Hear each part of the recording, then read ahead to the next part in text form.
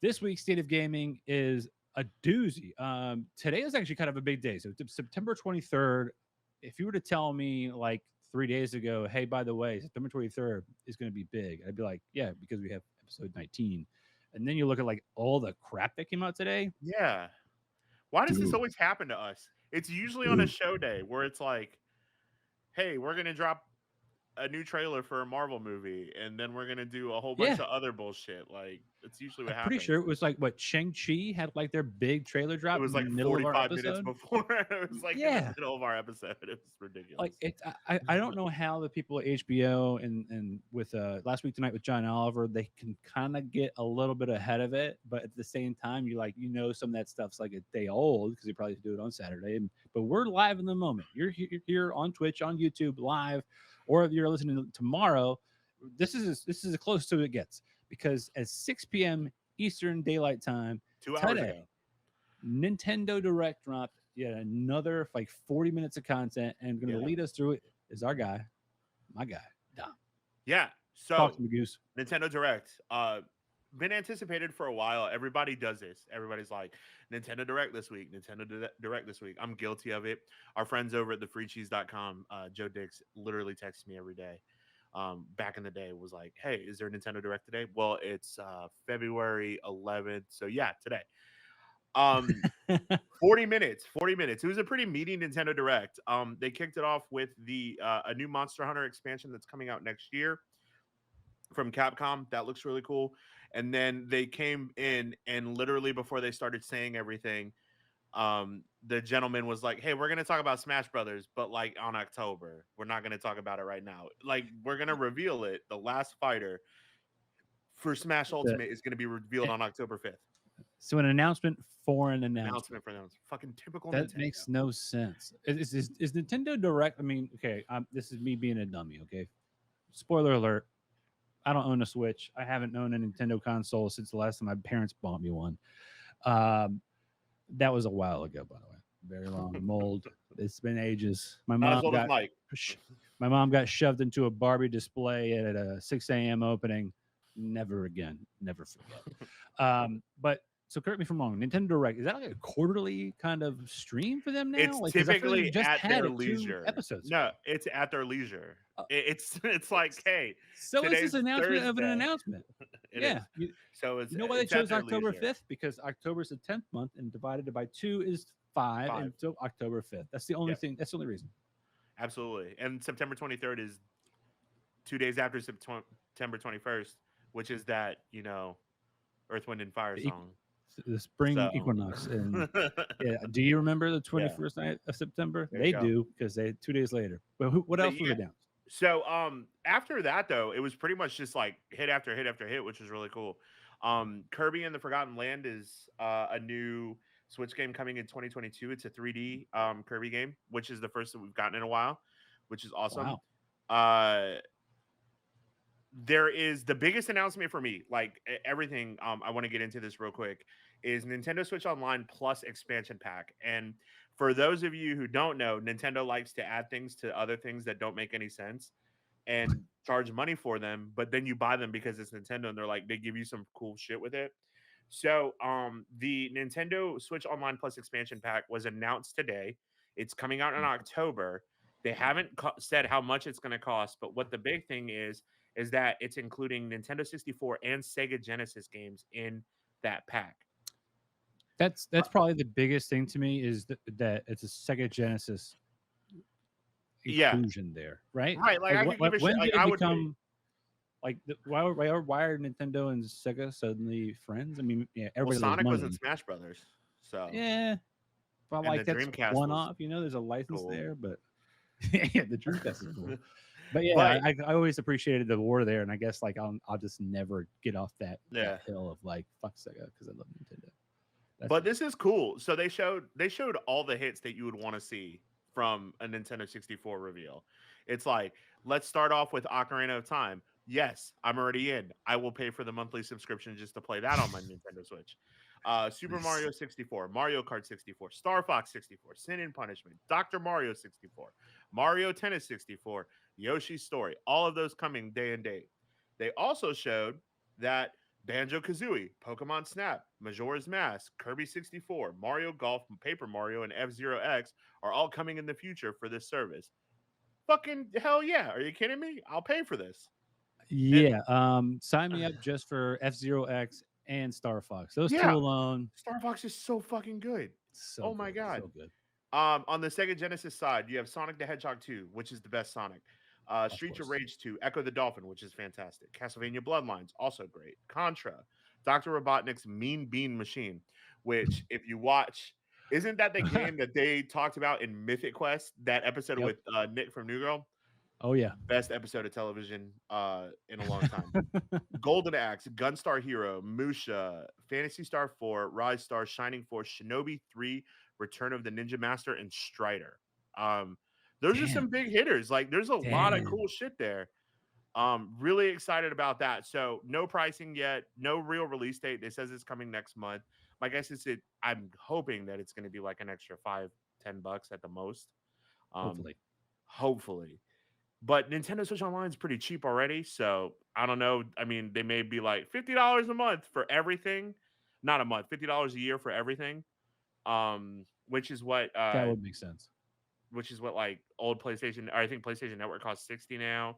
Yeah. And then Xbox Game Pass is $14.99 a month, but that comes with fucking literally everything. Right. Also announced with that are Nintendo 64 and Sega Genesis controllers for Switch.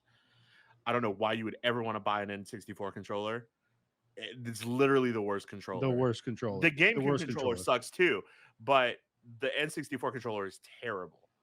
Yeah. I would only get a Genesis one for nostalgia, period. Right. The That's Genesis one's dope, and it has to be the small one because the big one's terrible too. Yes. So other announcements, Splatoon 3 gameplay, no date announced for that. Monster Hunter Rise Sunbreak, which is the expansion. Another Monster Hunter game. Yeah. Oh, They God. keep making those. Animal They're Crossing making money. is getting its own direct in October, which is fucking sweet. Mario Party Superstars comes out in October 29th. Sugar, here's the best. Here's you ready for this? This is the most important announcement. Miyamoto came out and announced the cast of the Super Mario Brothers movie animated that's coming December 21st to 2021. Now let's roll through the cast, shall we? Yeah. Chris Pratt will play Mario, which is terrible. It should be Charles Martinet. I don't know why Chris Pratt is playing Mario. Why would you? Yeah. Why would you? Why wouldn't you just use Charles Martinet, who he's going to be in the movie? They even said Charles Martinet's going to be in the movie, but he's not playing Mario. However, the rest of this casting, pretty awesome. Anya Taylor-Joy from New Mutants, The Queen's Gambit, Split. She will be playing Princess Peach. Charlie Day of It's Always Sunny in Philadelphia will be playing Luigi. I fucks with that. Seth Rogen will be playing Donkey Kong. Keegan-Michael Key will be playing Toad. And Jack Black will be playing Bowser. So, pretty interesting cast. How much money? I mean, granted, Nintendo's got all the money, right? They're like, who can we get that's the most star power? And they got the worst of the three Marvel Chris's. Yeah, if we're going to choose between Chris's, Chris Pratt is the worst of the Chris Pratt. Of the three Marvel, actually, yeah, of the three Marvel Chris's, Chris Pratt is the worst. Because Evans, you got Chris Pine, who is yet even in any Marvel. I mean, right. You could have Pine, you could have Chris Pratt, you could Chris Evans, Chris Hemsworth. Okay, so still going, still more stuff. Castlevania Advanced Collection brings 4 Castlevania classics to Switch, which is awesome. That comes out today. Which is so cool. Renaissance is a remaster of an SNES game called Arc Razor that is out today. Yoko Taro, who is the guy behind Nier Automata, as well as some of the Final Fantasy 14 content, is doing an RPG, a card RPG called Voice of Cardheads, and it heads to Switch in October, which is I cool. saw that. If I'm being totally honest, that's one of those the games first thing. I would probably like, and not to be too detailed about my day, but if I was ever going to be stuck in a restroom for a little while, that's probably the game I would pull up regularly, because it feels like it's very much like I saw the clip of it.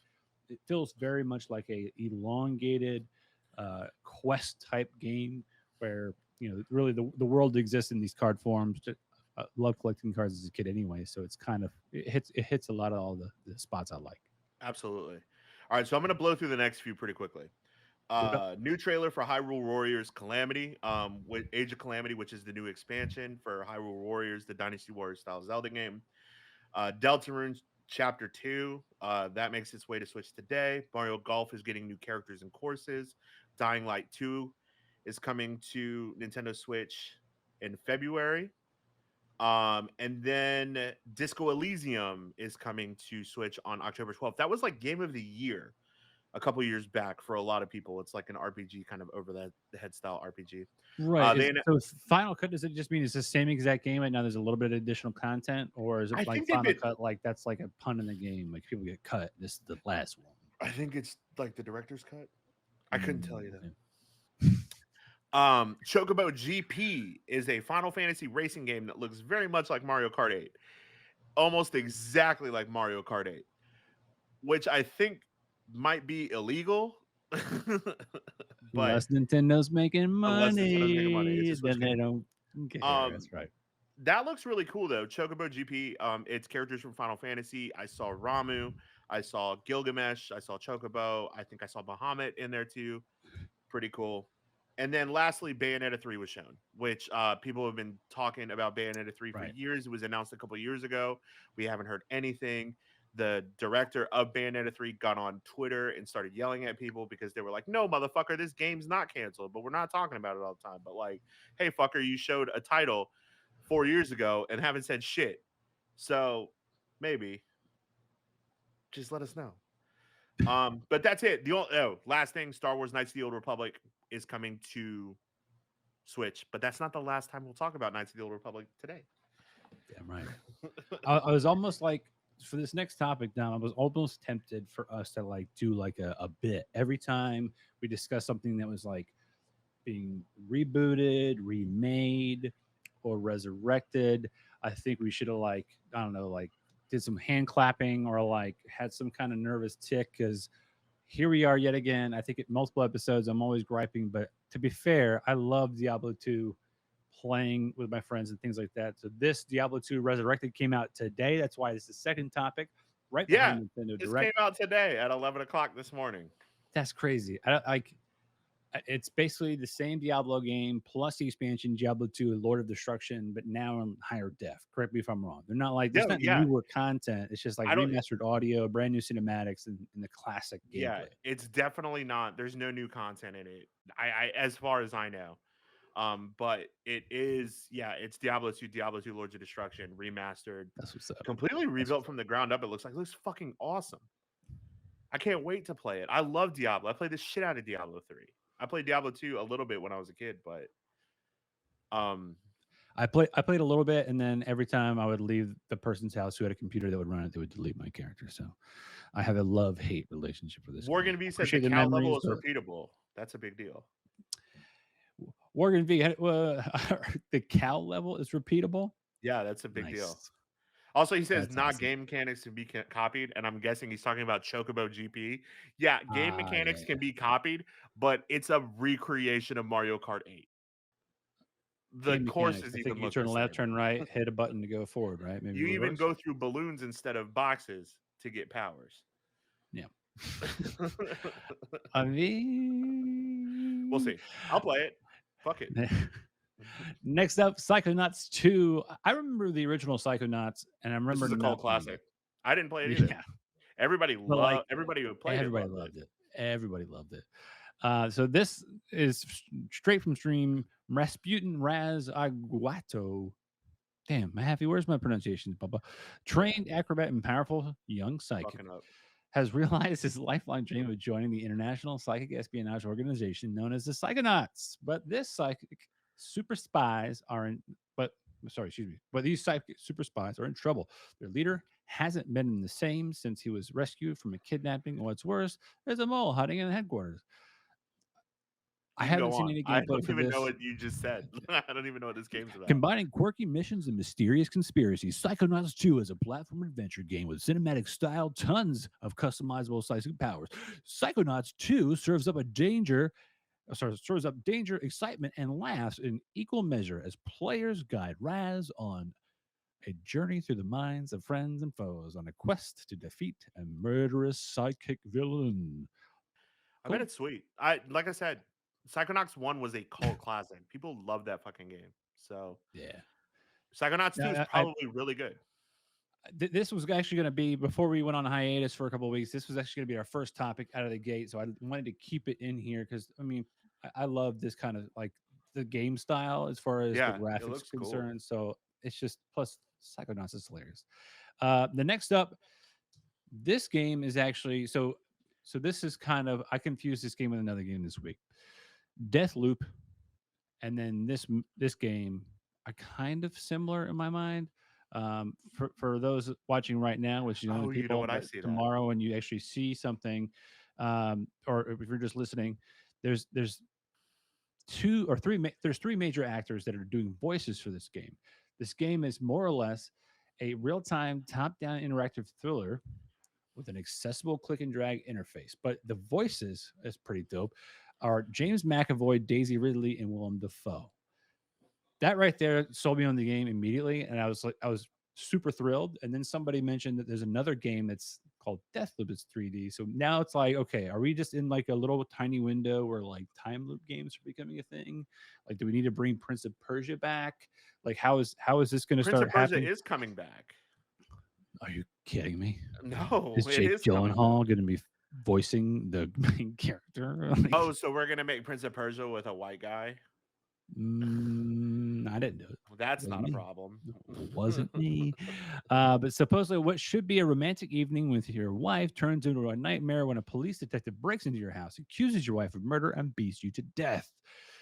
Only for you to find yourself immediately returned to the exact moment you opened the front door, stuck in a 12-minute time loop, doomed to relive the terror again and again, unless you can find a way to use the knowledge of what's coming to change the outcome and break the loop. 12 minutes blends the dreamlike tension of The Shining with the claustrophobia of Rear Window and the fragmented structure of Memento.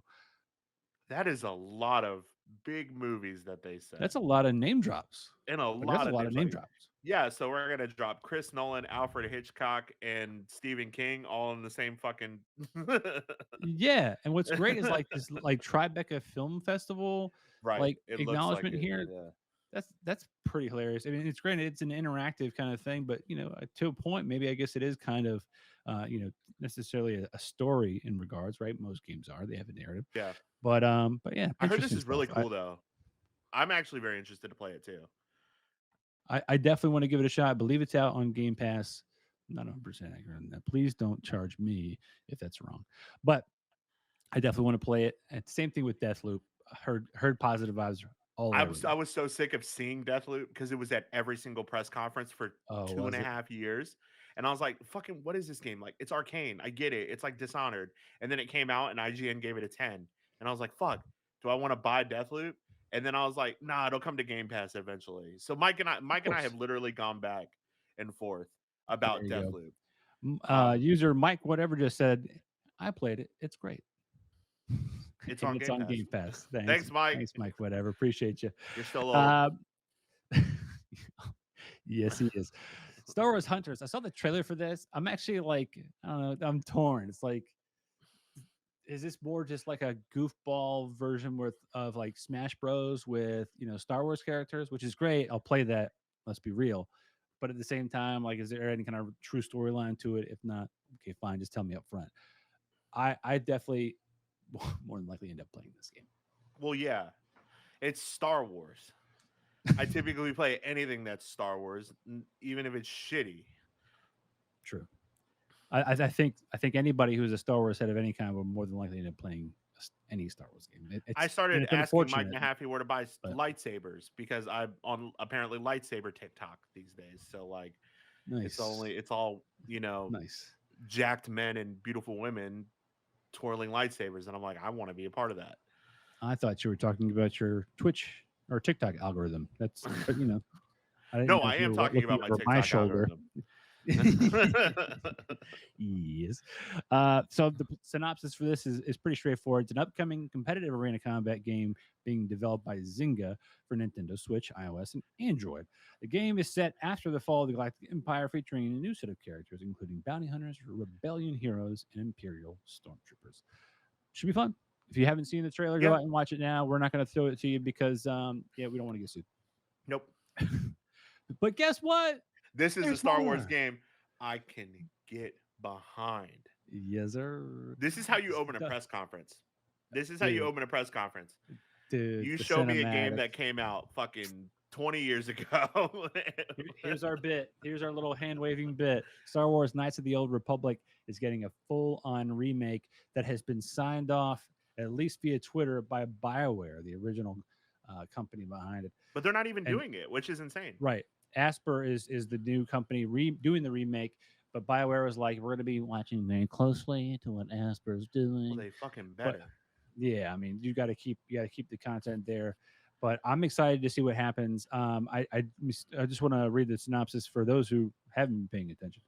Star Wars Knights of the Old Republic is an RPG game series based on an earlier comic book series and with a subsequent new comic book series, all based on the fictional universe of Star Wars by George Lucas. How was that for a mouthful? What a mouthful. Yeah, dude. The first and third game installments were developed by BioWare. Ding. While the second was by Obsidian Entertainment per LucasArts request. All were published by LucasArts. Both comic stories were publicly darker, blah, blah, blah. It didn't matter. I'm excited about it. I really think that if they keep to the same storyline, but we're just elevating the graphics. For those watching right now, dude, the screenshot we've got up here, Darth Revan looks incredible. I know. The weathering. Make the same game, but just make everything look like so Mass Effect. Like, that's all you have to do. And then this game will go gangbusters. Like, Knights of the Old Republic is a phenomenon because it's not canon anymore. But Darth Revan is one of the most compelling villains in the Star Wars universe. Is part of the reason why, the rule of two exists.